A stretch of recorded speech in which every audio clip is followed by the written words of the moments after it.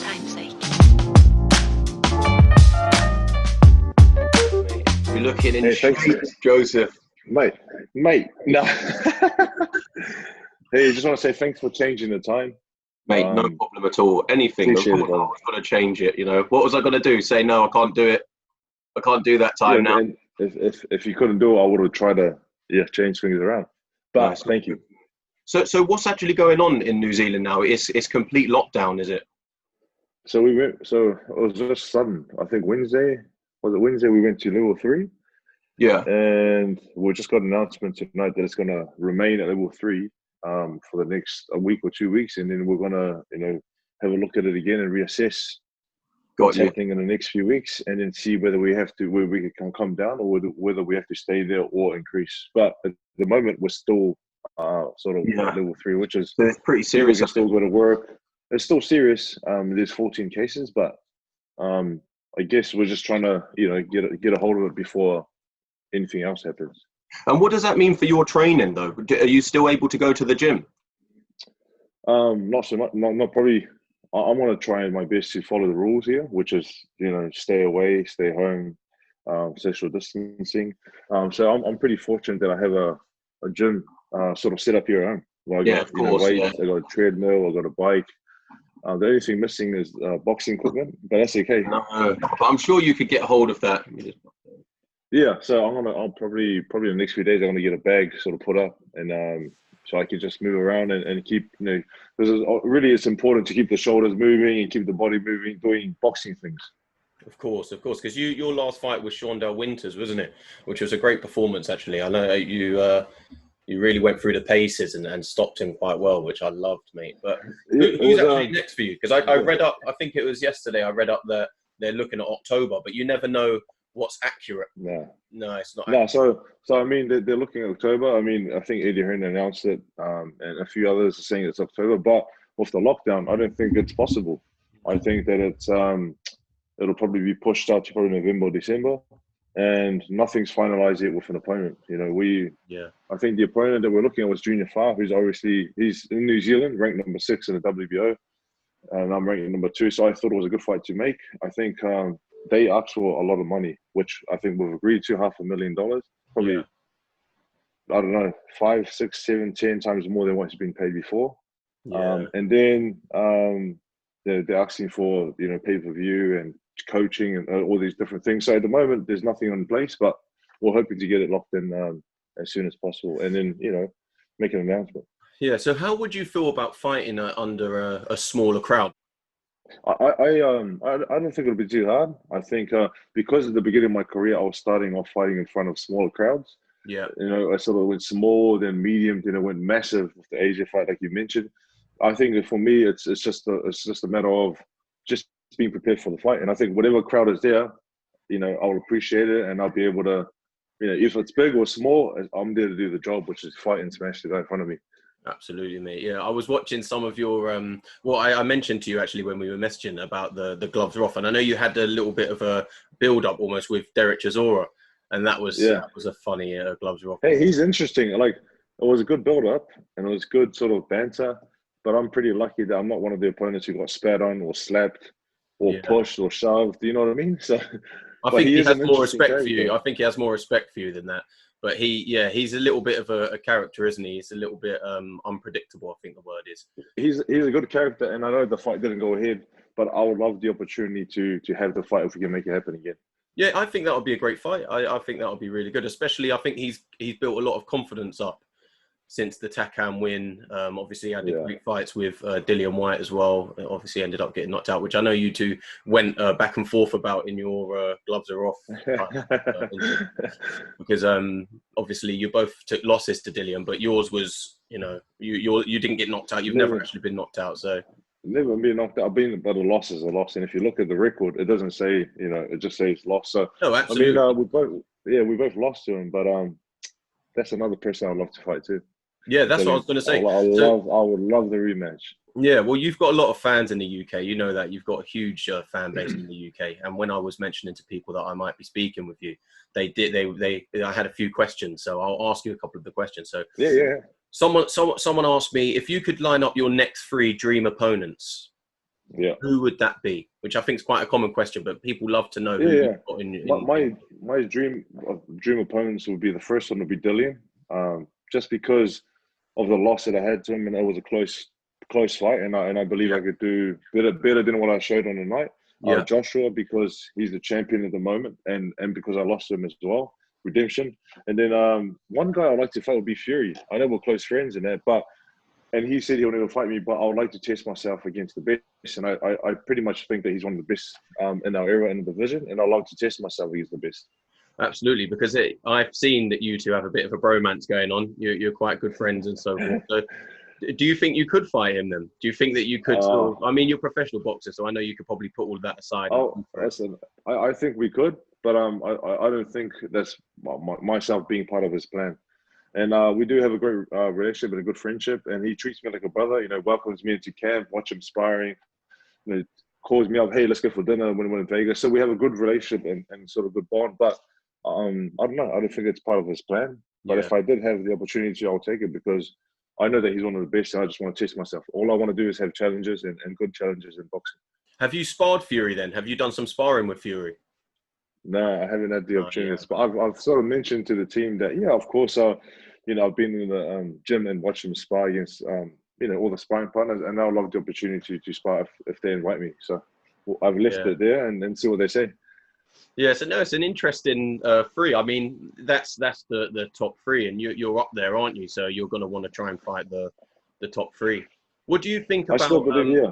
yeah? What do you think about the Fury Wilder trilogy? Do you think that Wilder should fight Fury again after the we probably can comfortably say the beating he took in the last fight because it was quite a big beating. Yeah. What do you make He, of that? he, I thought the first fight that they had was I thought that Fury won their fight on points, but it was a draw, and it was a good fight. It was a great fight, and I think the second fight, was one sided. A Fury win. I don't think they should take the third fight. If I was in that position, it's probably easier to say this Yeah, because I'm not in the position. But if I was in a position, I would sort of sort of take the step aside money, let Joshua Fury fight, and then whoever wins, you have the opportunity to fight him. If that was yeah. the option, I'll take that in a heartbeat. But then again, he's a proud man.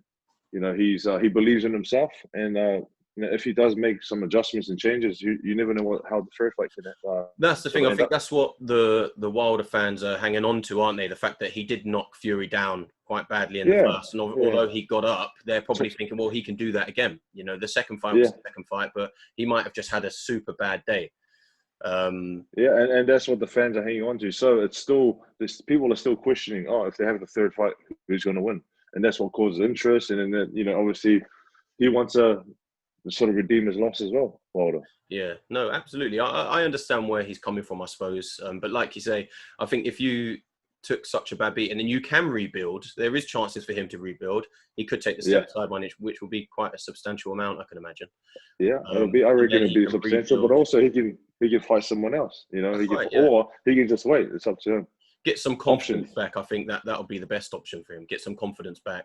You know, knock a couple Yeah. of other people out, and then go from there. Joseph, another question someone asked was how and when did you actually get into boxing originally? When I look back at my life, I got into boxing at the age of I reckon 4 years old. Oh wow, okay. I recall my dad holding up his hand and just sort of telling me to punch it. I think 3 or 4 years old, and I would do this very often. And then he always got tapes of Mike Tyson and all the boxers from back in the day and let us watch it on TV. And Yeah. everything we did was everything was around boxing. Took us to gyms at the age of 10, 11, 12 years old, and started us very young. So the reason why I really love boxing and have a passion for it because it's my dad. Absolutely, mate. I love that. So you started going to boxing gyms at around 11 and just started going from there. When was Yeah, your first competition? Do you remember that? my first amateur fight was when I was 12 years old. Oh, And I really? was, listen, I was short. I was short and a little chubby, but the guy I was fighting was shorter and chubby, so he made me look like I was in shape. And when we had the fight, I sort of just recall the feeling of winning. At the end of the fight, sort of putting a beating on him and then winning. I'm like, that was the best feeling. What would you say to someone with the heights that you've reached, and I know there's more for you to come? What would you say to someone who's just starting out in boxing? What's the sort of advice that someone like you gives to people, you know, who are just starting out or thinking of going into the amateurs? They might have had a couple of white collar fights. They want to go into the amateurs. My only advice would be probably the main one and the most important one would be back yourself.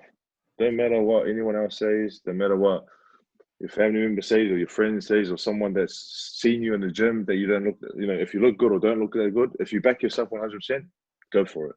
Yeah, just keep training, dedication. Just keep training, dedication, hard work. It all pays off. Amazing, mate.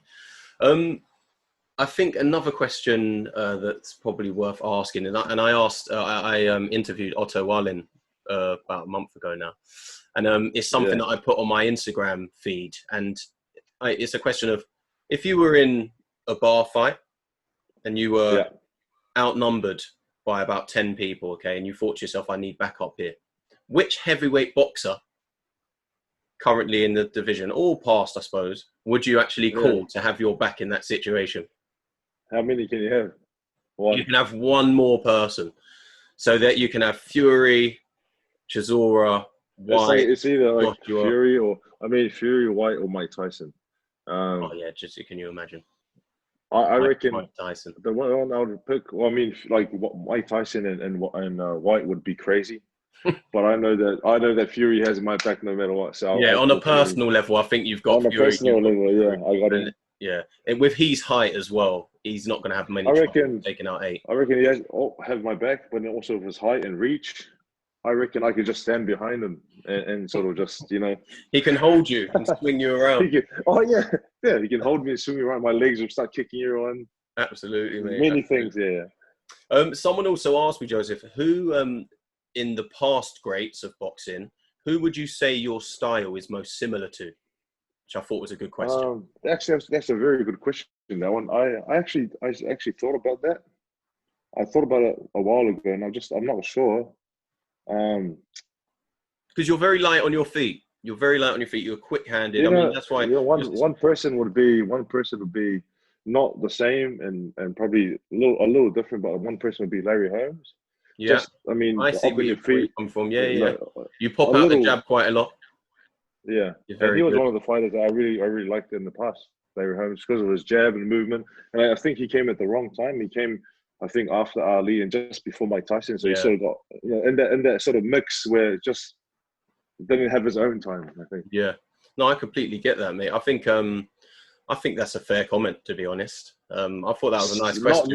Not really the same, but yeah, but you could see the similar attributes. You could see you do the same with your jab and so forth. So it's no, it's a fair point.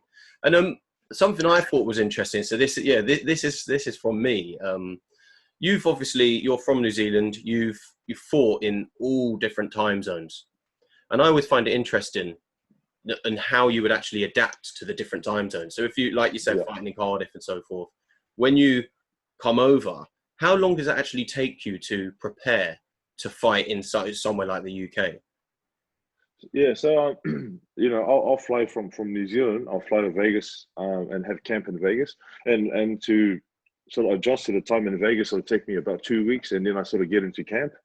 So that's 2 weeks of trying to adjust. And if it's a 6-week or 8-week camp, then it's already 2 weeks gone.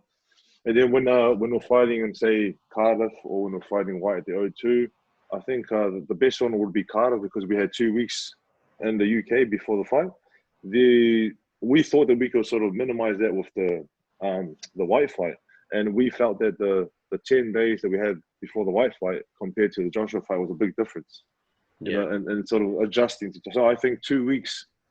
It's sort of a crucial time to adjust back in the, you know, around 2 weeks. Yeah. It must be tough. I mean, like you say, fighting someone like Whyte, and you know he's fighting in his hometown, and then you're coming over from New Zealand. It must put a little bit of a disadvantage on you mentally as well. Obviously, like you say, you're a strong character. You have around 2 weeks to get ready, but it has to pay dividends, and that's probably why not many of the fighters are willing to go over to New Zealand to fight you, because they know they lose that advantage of not having to adapt all the time, or the time to adapt. I think there's a lot of fighters that do go to others' backyards and fight, and there's also a lot of fighters that don't do it, just because of what you said. I mean, Yeah. there's a risk, right? Of course, there's a risk. I think it's quite interesting to see who actually does it, and Yeah, I think there's a slight advantage. There obviously is reasoning for you to benefit from coming over to the UK because it's such a big sort of boxing place, yeah. and obviously you have gained many fans with the big fights you've been in around the world. So it works. I suppose it works like that as well, but it must be a little bit of a disadvantage. So yeah, it's interesting to know. It takes around It's 2 years very interesting. Yeah. to But I do. Like I said, I love fighting in New Zealand. I've had a fight in Samoa, a few in America. So New Zealand, Samoa, America, and then like sort of like the UK feels like a home too, just because I've been there so many times yeah. and I've made a lot of friends. But also, like you mentioned, there's a lot of support, which is crazy because I'm all the way from New Zealand.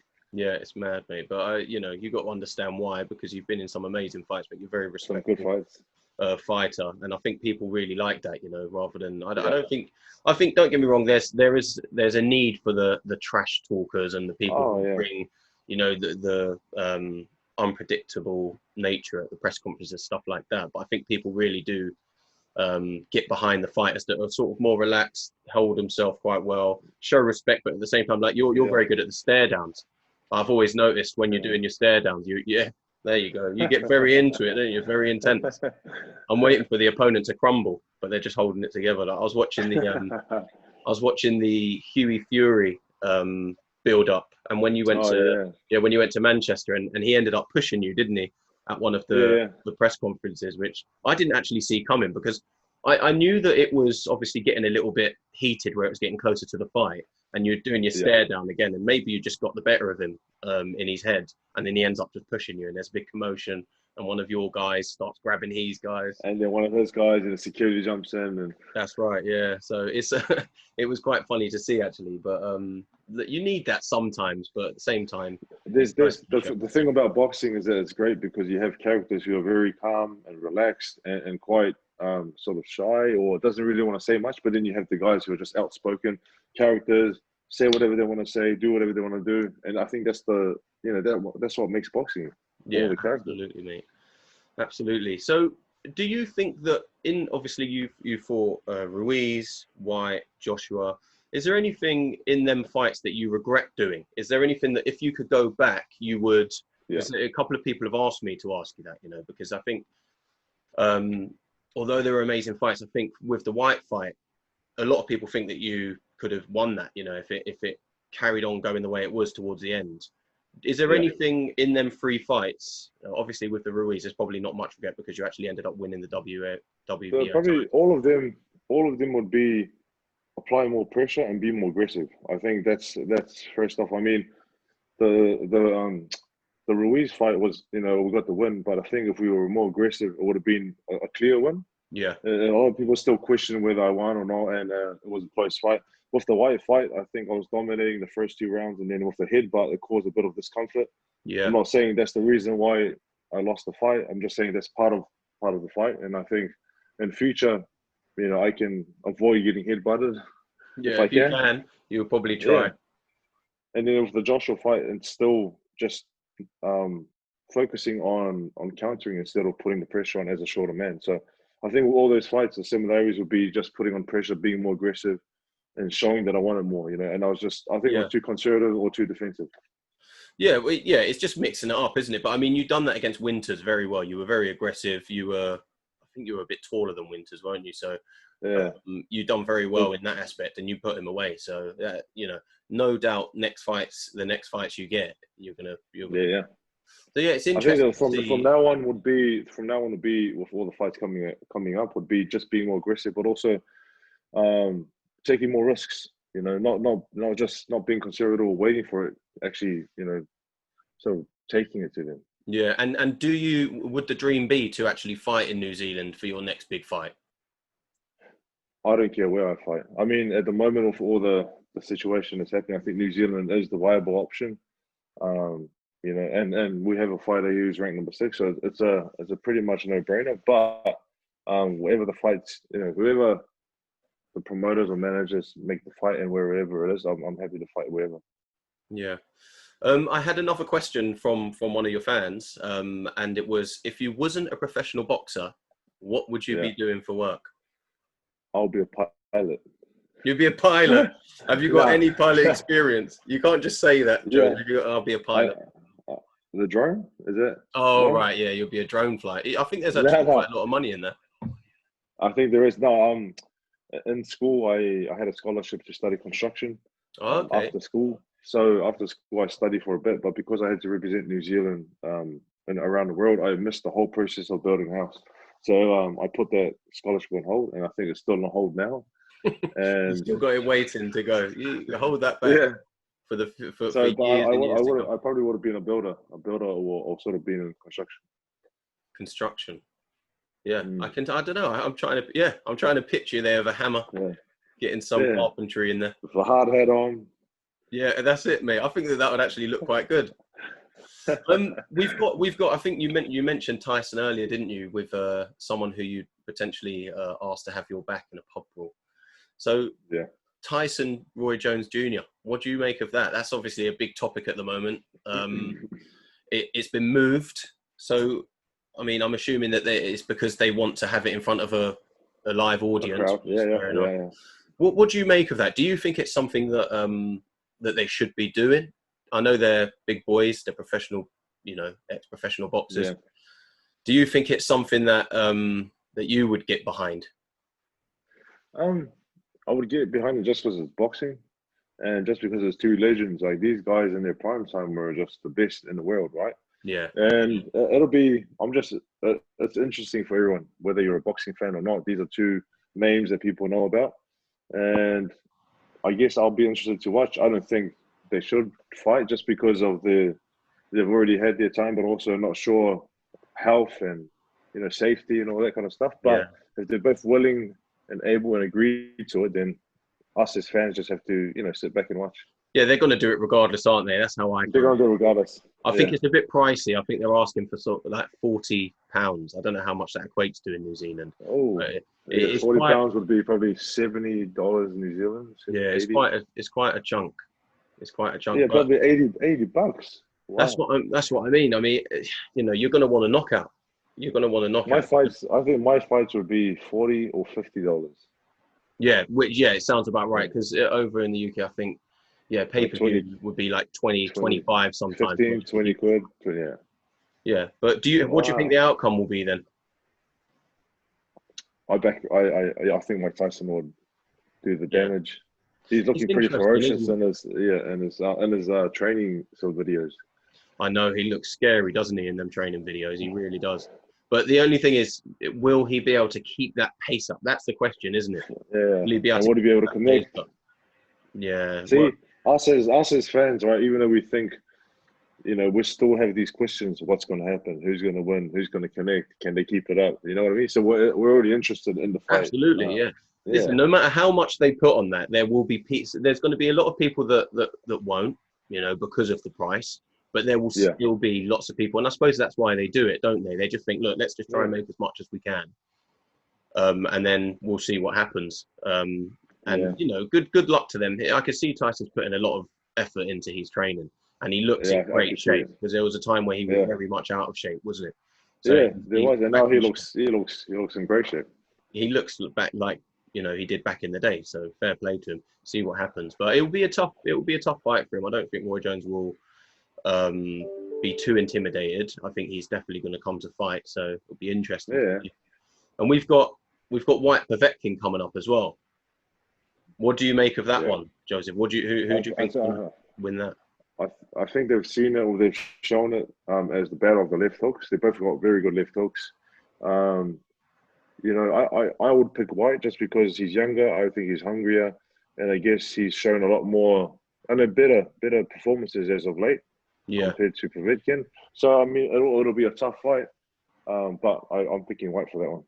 Yeah, I think so. I think that, like you say, they're both. He's still going to be dangerous for Whyte. I know that, but I've seen Whyte in his training camp. He's over in Portugal training hard. Is he? Portugal. He's in Portugal. He's been there since the start of COVID-19. I think he drove there. Why is he in Portugal? Yeah, I think that he's just got a little facility over there he goes to, and he's got a big team over there of training partners and so forth, and they've really been putting in the work. So he's looking in great shape, and I can't see Povetkin worrying him because I think he's got great boxing ability. Dillian Same. Whyte. Even since Yeah.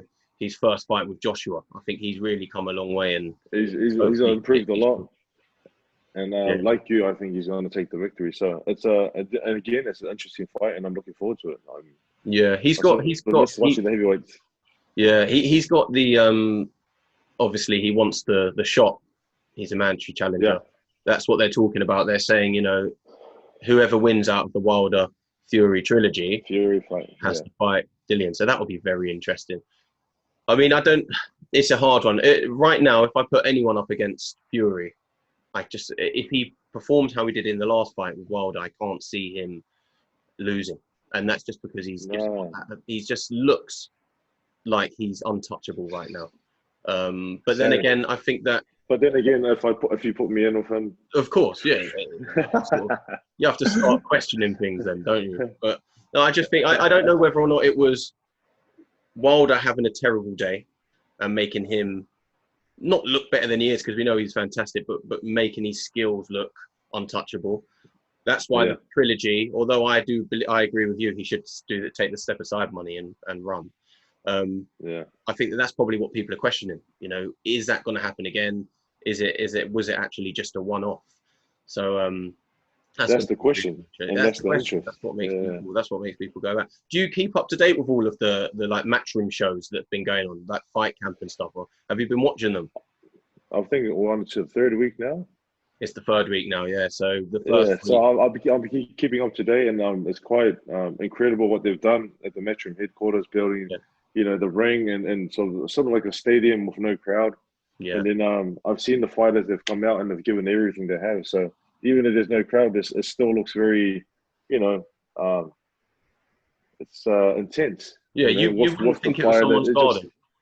Nah. You wouldn't think. So I am keeping up to date and seeing. I think there's Matchroom do some great shows. There's Top Rank do some great shows. So, I mean, they're doing some good things with the situation that's in place. Yeah, there's lots to choose from for you. We want your fight announced, Joseph. I think that's what everyone's waiting for. We need that announcement. Call Eddie and say, please help make it happen. David Higgins, please help make it happen. Yeah. Junior Fight, sign the contract. Let's do it. Yeah, I think that's what we need, mate. I think that's what we're waiting for. But listen, thank you very much for talking to me today, Joseph. You've been an absolute star. Thanks for your time. I know you're a busy man. And I'm looking forward to hearing who you're fighting next. Yeah, we'll announce it very soon. Thanks so much for having me. No worries, I appreciate it. Take care and stay safe, okay? Yeah, you too. See you later, buddy. See you later.